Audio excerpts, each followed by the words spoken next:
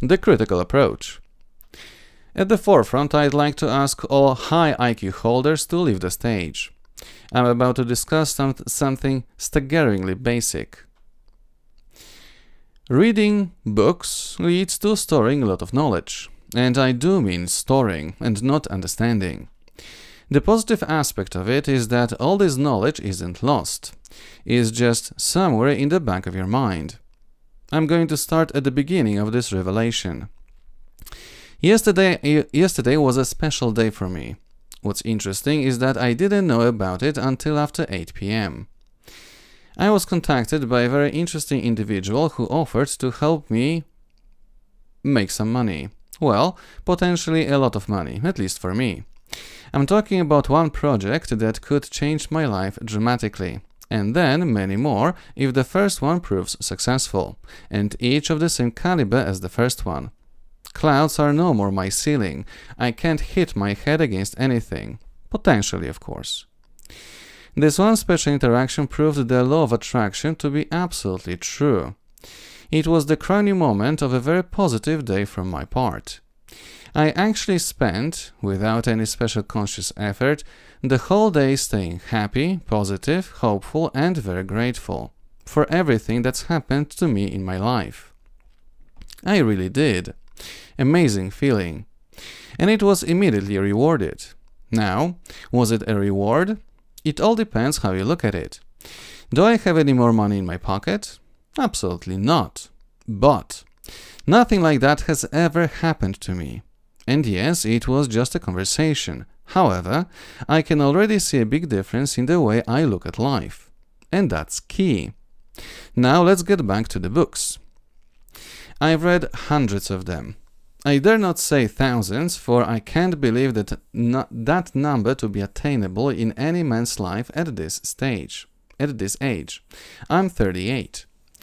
But hundreds, and I think well over 500, I have definitely got acquainted with, including huge books as the Bible, Jerome's commentary on the Bible, way longer than the Bible itself, and Thomas Aquinas' Summa, all the parts. I know those books because I used to train for priesthood.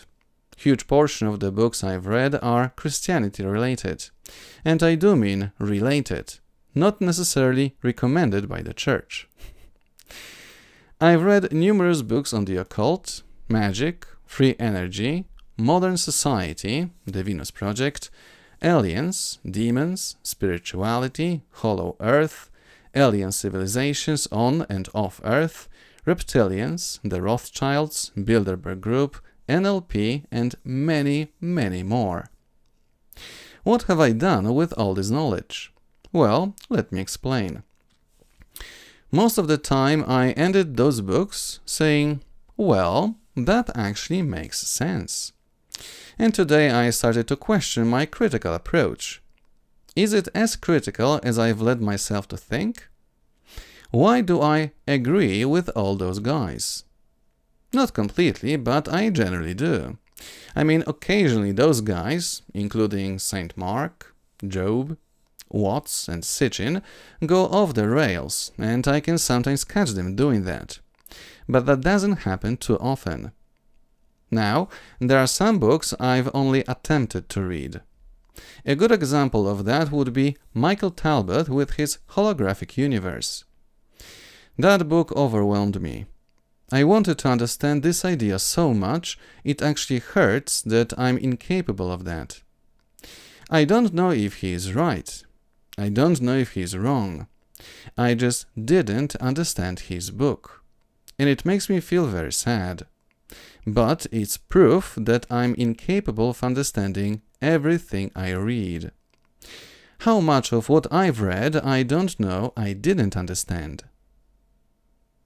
Now I think that's critical approach at its peak in my life. How? I started to question my ability to understand. It's probably the healthiest approach there can be. Even when I think I've understood something, I won't stand by it at 100%. There is always room for doubt. No one can be always right, including myself.